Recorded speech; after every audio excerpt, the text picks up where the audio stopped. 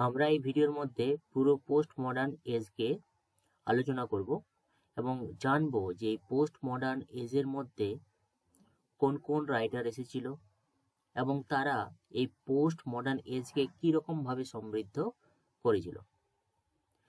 Post modern age বলতে আমরা বুঝি যখন সেকেন্ড ওয়ার্ল্ড ওয়ার শেষ হয়ে যায় তার পরবর্তী ক্ষেত্রে যেসব রাইটারগুলো এই সেকেন্ড ওয়ার্ল্ড ওয়ার এর প্রভাব বা তার পরবর্তী পৃথিবী কেমন সেগুলোকে তুলে ধরার জন্য এসেছিল তাদেরকে আমরা পোস্ট মডার্ন এজের রাইটার বলি। এই পোস্ট মডার্ন এজের রাইটারগুলো তারা এক ধরনের একটা রিয়েকশন দেখিয়েছিল মডার্নিস্ট রাইটারদের প্রতি। কেন? মডার্নিস্ট রাইটারগুলো একটা সার্টিনিটি আর গ্র্যান্ড ন্যারেটিভের উপর বিশ্বাসী ছিলেন। তারা বিশ্বাস করতেন যে এই পৃথিবীর মধ্যে সমস্ত জিনিস সার্টেন। তাই তাদের এগেনস্টে পোস্ট মডার্ন যুগের রাইটারগুলো উঠে দাঁড়িয়েছিল এবং তারা বলেছিল যে ইউনিভার্সাল ট্রুথ বলে কোনো জিনিস হয় না, সমস্ত জিনিসের মধ্যেই একটা কোথাও না কোথাও ডাউট লুকিয়ে আছে। কিন্তু আমরা পোস্ট মডার্নিস্ট আর মডার্নিস্ট রাইটারগুলোর মধ্যে একটা জিনিসে মিল খুঁজে পাই, সেটা হলো ফ্র্যাগমেন্টেশন। পোস্ট মডার্নিস্টরাও ভাবতো যে মানুষের রাইটিংগুলোর মধ্যে যেমনটা মানুষের লাইফে ফ্র্যাগমেন্টেশন ঘটে, টুকরো টুকরো অংশ নিয়ে অনেক আমাদের লাইফটা আস্তে আস্তে প্রসিড করে সামনের দিকে, এই কন্ডিশনটা আমাদের পোস্ট মডার্ন রাইটারদের ক্ষেত্রেও হয়েছিল। তাহলে কিছু কিছু জায়গাতে আমরা পোস্ট মডার্নের সাথে মডার্ন এজের মিল পাবো, আর বেশিরভাগ জায়গাতেই সেটা কিন্তু অমিল রয়েছে। তারা রিয়েকশন দেখিয়েছে মডার্নিস্ট মুভমেন্টের উপর। এরপরে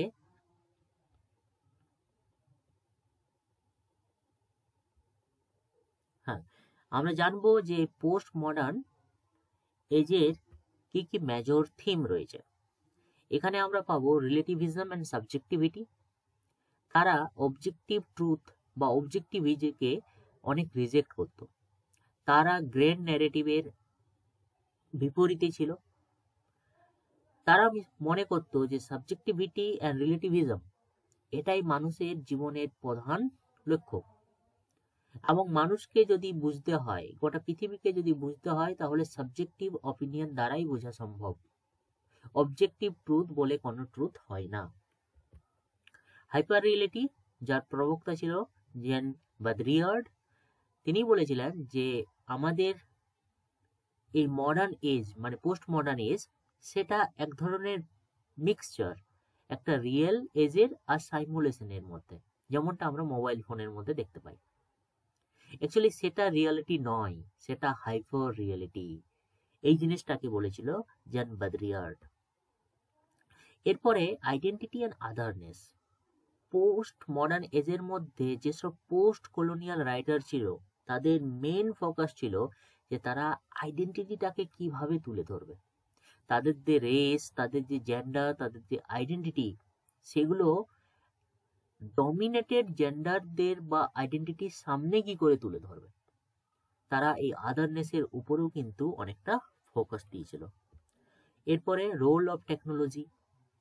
পোস্ট মডার্ন এজে মানুষের জীবনযাত্রাকে কিভাবে প্রভাবিত করেছিল টেকনোলজি, কিভাবে নতুন করে শেপ দিয়েছিল, সেই জিনিসগুলোকেই এই পোস্ট মডার্ন এজের রাইটারগুলো তুলে ধরত। পাওয়ার এন্ড নলেজ, যার প্রবক্তা ছিলেন মিশেল ফোকো। এই যে মিশেল ফোকো, তিনি বলেছিলেন যে নলেজ আর পাওয়ার এই দুটো জিনিস খুবই একে অপরের সাথে জড়িত হয়ে আছে। যেখানেই নলেজ সেখানেই পাওয়ার, যেখানেই পাওয়ার সেখানেই নলেজ। এই রকমের কথাবার্তা মিশেল ফোকোর কাছ থেকে আমরা পাই। এরপরে পোস্ট মডার্ন রাইটার যারা এই যুগে খুবই ইনফ্লুয়েন্সিয়াল, তাদের আমরা জেনে নিই। প্রথমে হলো থমাস পিনচন। থমাস পিনচনকে আমরা গ্রেভিটিজ রেনবো আর ক্রাইং অফ লর্ড 49 এর জন্য জানি। এরপরে ডন ডেলিও, একে আমরা চিনি হোয়াইট নয়েজ আর আন্ডারওয়ার্ল্ড বলে গ্রন্থের জন্য। এরপরে অ্যাঞ্জেলা কার্টারকে আমরা ম্যাজিক রিয়েলিজমের সাথে জুড়তে পারি। আর অ্যাঞ্জেলা কার্টার হলো ওয়ার্ল্ডের সবচেয়ে বেশি ওয়ার্ল্ডের বলতে ভুল হচ্ছে, তখনকার দিনের সবচেয়ে বেশি প্রভাবশালী একজন রাইটার, এবং তার যে বিখ্যাত story collection the bloody chamber, সেটা কিন্তু খুবই উল্লেখযোগ্য। সালমান রুশদি, তাকে আমরা চিনি midnight children, the satanic versus এর জন্য। স্যাটানিক ভার্সেস বইটার জন্য তাকে বিভিন্ন কান্ট্রি থেকে ব্যান করে দেওয়া হয়েছিল, কারণ সেটা মুসলমানদের এগেনস্টে কিছু মন্তব্য করা হয়েছিল। মার্গারেট অ্যাটউড, তাকে আমরা চিনি দ্য হ্যান্ডমেডস টেল, অরিক্স অ্যান্ড ক্রেকের জন্য। এই অরিক্স অ্যান্ড ক্রেক এটা একটা dystopian novel. John Fowles, the French Lieutenant's Woman, তার সবচেয়ে বেশি ফেমাস ওয়ার্ক। এরপরে আমরা জানবো ফিকশন বা নভেলিস্ট, শর্ট স্টোরি যেসব রাইটারগুলো রয়েছে এই এজের, তাদেরকে প্রথমে পোস্ট মডার্ন নভেলিস্টের মধ্যে থমাস পিনচন তো থাকছেই, আর সে এক্সপেরিমেন্টাল, মেটাফিকশন, ন্যারেটিভ এইসব জিনিসগুলোকে তার রাইটিংয়ের মধ্যে উল্লেখ করেছিল। ডন ডেলিলিও, তাকে আমরা হোয়াইট নয়েজ, আন্ডারওয়ার্ল্ডের জন্য চিনি। তার যে থিমগুলো সেগুলোর মধ্যে মিডিয়া, টেকনোলজি, কনজিউমার কালচার এগুলো রয়েছে। জন ফাওয়েলস রয়েছে, যাকে আমরা হিস্টোরিওগ্রাফিক মেটাফিকশনের জন্য জানি। সালমান রুশদি, যাকে আমরা magic realism, post colonial theme এগুলোর জন্য জানি। ম্যাজিক রিয়েলিজমের যাকে আমরা ফাদার বলবো তিনি হলেন গ্যাব্রিয়েল গার্সিয়া মার্কুয়েজ, ল্যাটিন আমেরিকার রাইটার। তার একটা উল্লেখযোগ্য রাইটিং হলো 100 Years of Solitude। এরপরে অ্যাঞ্জেলা কার্টার, ব্লাডি চেম্বারের জন্য বিখ্যাত, gothic feminist revision of fairy tales. এরপরে রয়েছে টনি মরিসনকে আমরা চিনি বিলাভড, সং অফ সলোমনের জন্য। আফ্রিকান আমেরিকান হিস্ট্রি আইডেন্টিটিকে তুলে ধরেছে তার রাইটিং এর মধ্যে। সোশ্যাল অ্যান্ড সাইকোলজিক্যাল ফিকশনের মধ্যে আমরা পেয়ে থাকবো আরিস মুরডককে, যার লেখা the sea under the net, সেগুলো সাইকোলজিক্যাল থিম আর ক্যারেক্টার অ্যানালাইসিসকে তুলে ধরে। মোরিয়াল স্পার্ক খুবই প্রভাবিত ছিল স্যাটাইরিক্যাল আর সাইকোলজিক্যাল এক্সপ্লোরসের জন্য। তার রাইটিং এর মধ্যে সবচেয়ে ফেমাস হলো the Prime of Miss Jean Brodie. এই মিস জ্যান ব্রোডির মধ্যে আমরা পেয়ে থাকবো এ গ্রুপ অফ স্টুডেন্ট যাদেরকে ব্রুডি সিস্টার বলা হয়। কাজু ইসুগুরো, সে রিসেন্ট টাইমে নোবেল প্রাইজ পেয়েছে।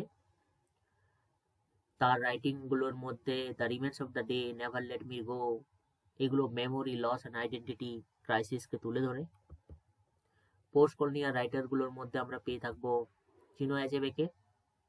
চিনো আচেবে বেশিরভাগ সময় আফ্রিকান আইডেন্টিটি, কলোনিয়ালিজম এই জিনিসগুলোকে তুলে ধরতো তার রাইটিং এর মধ্যে। তার রাইটিং গুলোর মধ্যে things fall apart, anthills of the Savannah এগুলো খুবই উল্লেখযোগ্য। বিএস নাইপল, যাকে আমরা পোস্ট কলোনিয়াল স্ট্রাগলস রাইটারের মধ্যে চিনি। তার রাইটিং হলো a man in the river, a house for Mister Biswas. Jean Rhys, তার ফেমিনিস্ট ভয়েস আর পোস্ট কলোনিয়াল যে রিইমাজিনিং সেগুলোর খুবই প্রভাব রয়েছে।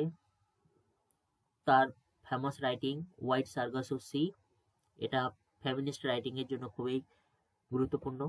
এরপরে আমরা জানবো poetry. From the poetry section we have the confessional পোয়েটসদের মধ্যে সর্বপ্রথম থাকবে সিলভিয়া প্লাথ, যাকে আমরা এরিয়েল দ্য বেলজারের জন্য জানি। ড্যাডি বলে আরেকটা পোয়েম তার বিখ্যাত আছে। এই কনফেশনাল পোয়েটদের মুখ্য উদ্দেশ্য হলো তারা তাদের যে জীবনের দশা সেগুলোকে সুন্দরভাবে কনফেস করত। তাদের রাইটিং এর মধ্যে পার্সোনাল যে এক্সপ্লোরেশন সেগুলো থাকে এবং ইন্টেন্স যে কথোপকথন নিজের সম্বন্ধে সেগুলো অবশ্যই দেখা যায়। অ্যান সেক্সটন, সেও কিন্তু একজন কনফেশনাল পোয়েট। এরপরে রয়েছে রবার্ট লাওয়েল, সেও একজন autobiographical confessional writer. The movement poet's, এদের মধ্যে আমরা পাবো ফিলিপ লার্কিং।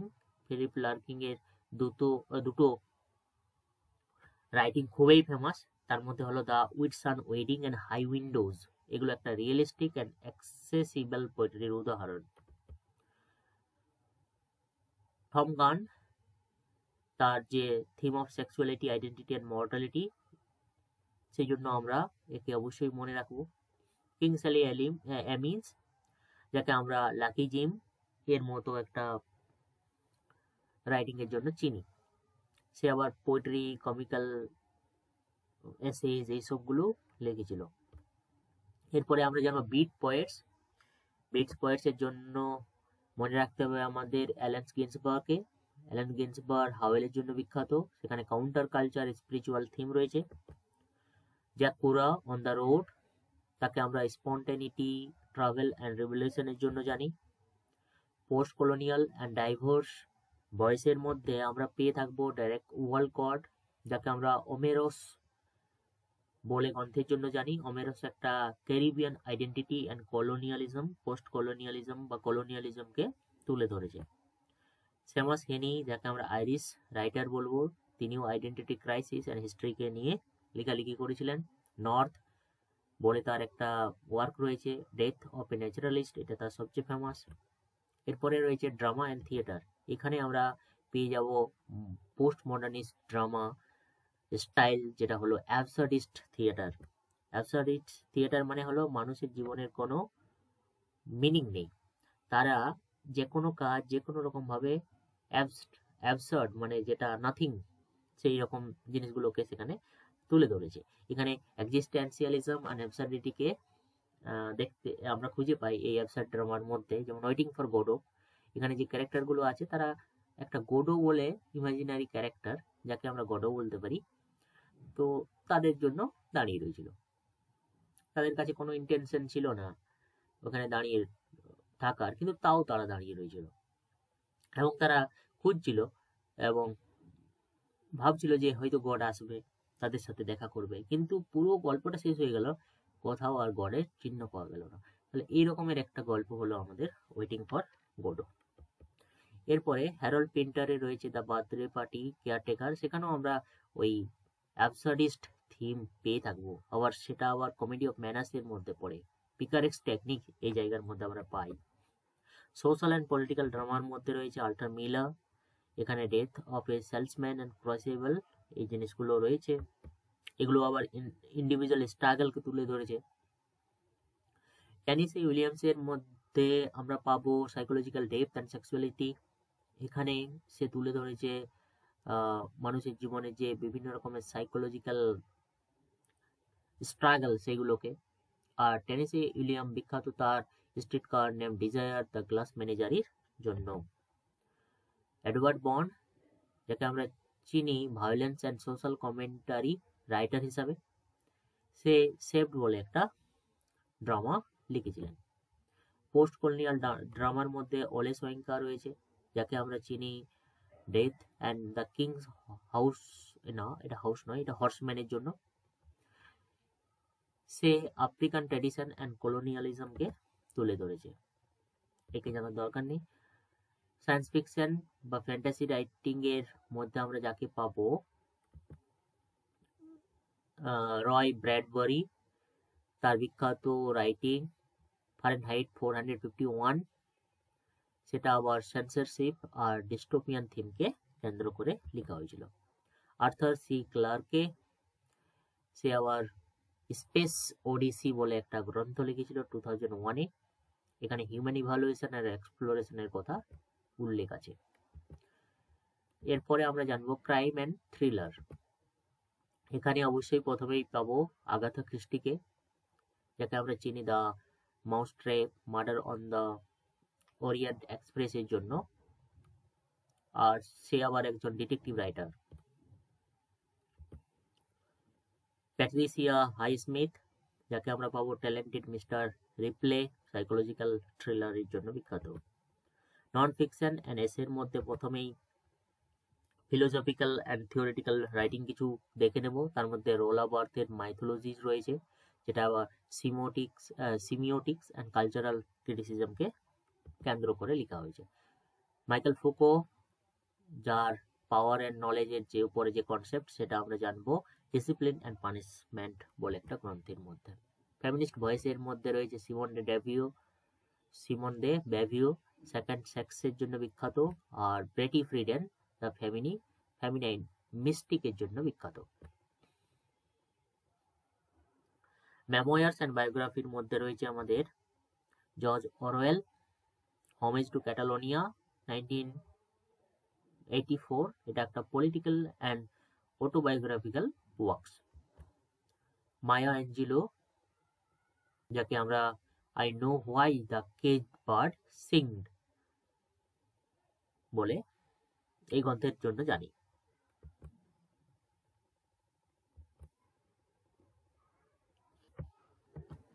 এরপরে আমরা জানবো দ্য মুভমেন্ট বলে আরেকটা রাইটারদের গ্রুপ, তাদেরকে।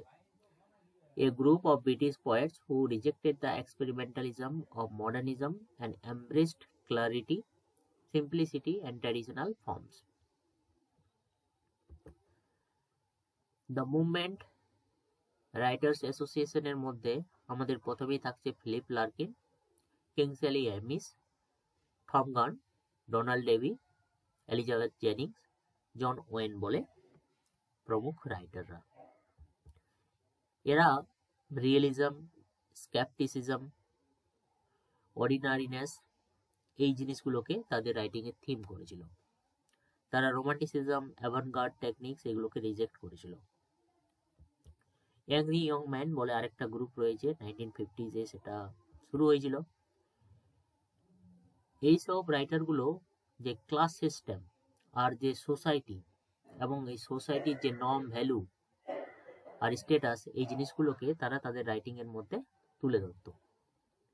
আর তারা নিজেদের লাইফে অনেকটাই ডিসস্যাটিসফাইড ছিল। এইসব রাইটারগুলোর মধ্যে John Osborne, Kingsley Amis, Alan Sillitoe, Harold Pinter তারা খুবই উল্লেখযোগ্য। এরা working class life, alienation, rebellion against the establishment থিমে নিজেদের রাইটিংগুলোকে প্রকাশ করেছিল। বিট জেনারেশন, এটা আমেরিকার একটা জেনারেশন, সেটা হিউম্যান কন্ডিশনকে এক্সপ্লোর করত। এরা বেশিরভাগ সময় কাউন্টার কালচার রিবেলিয়নের সাথে জড়িত ছিল। অ্যালান গিন্সবার্গ তার হাওয়েল বলে বিখ্যাত একটা গ্রন্থ, Jack Kerouac on the road, William S Burroughs, এরা কিন্তু খুবই ফেমাস এই বিট জেনারেশনের মধ্যে। তারা রিজেক্ট করেছিল ম্যাটেরিয়ালিজমকে অ্যান্ড কনফার্মিটিকে, আর তারা এক্সপ্লোর করেছিল সেক্সুয়ালিটি, স্পিরিচুয়ালিটি এই রকমের কিছু টপিককে। কনফেশনাল পোয়েট, যেটা আমি কিছুক্ষণ আগেই আলোচনা করলাম, তারা পার্সোনাল অটোবায়োগ্রাফিক্যাল যে পোয়েট্রি সেগুলোকে লেখালেখি করতো। আর তারা মেন্টাল হেলথ, রিলেশনশিপ, ট্রমা এই জিনিসগুলোকে তাদের রাইটিং এর মধ্যে তুলে ধরতো। এদের মধ্যে সিলভিয়া প্লাথ, অ্যান সেক্সটন, রবার্ট লোওয়েল, জন ম্যারিম্যান এরা খুবই উল্লেখযোগ্য। ম্যাজিক রিয়েলিজমের মধ্যে আমাদের প্রথমেই থাকছে, আর ম্যাজিক রিয়েলিজম কি? এটা একটা গ্লোবাল মুভমেন্ট যেখানে আমাদের ম্যাজিক্যাল এলিমেন্টের সাথে রিয়েলিস্টিক এলিমেন্টের কিছু মিক্স করে দেওয়া ব্যাপার রয়েছে। এখানে তারা রিফ্লেক্ট করতো পোস্ট কলোনিয়াল অ্যান্ড কালচারাল আইডেন্টিটিকে। এই রাইটারগুলোর মধ্যে Gabriel Garcia Marquez, Salman Rushdie, Toni Morrison, Angela Carter এরা রয়েছে। ব্ল্যাক আর্ট মুভমেন্ট, এটা আমেরিকান মুভমেন্ট যেখানে black identity, pride and cultural এক্সপ্রেশনকে তুলে ধরেছে।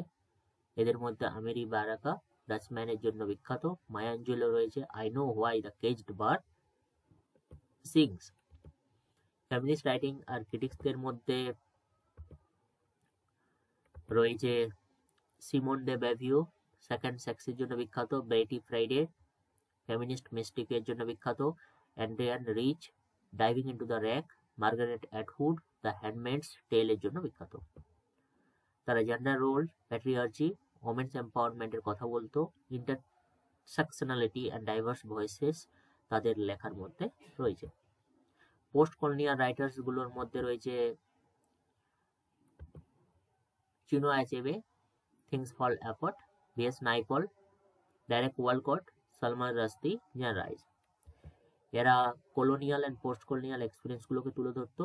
Identity, migration and cultural displacement এদের রাইটিংয়ের থিম ছিল। আমাদের পুরো হিস্ট্রি অফ ইংলিশ লিটারেচার এইখানেই কমপ্লিট হয়ে গেল। এরপরে কন্টেম্পোরারি ইংলিশ লিটারেচার রয়েছে, যদিও এটা আমাদের সিলেবাসের মধ্যে নেই, তাই আমরা এই জিনিসটাকে ডিসকাস করব না। এরপরে বাকি যে জায়গাগুলো রয়েছে যেগুলো আমাদের ফিনিশ করতে হবে, সেগুলো অবশ্যই আমরা পরের ভিডিওতে ফিনিশ করব।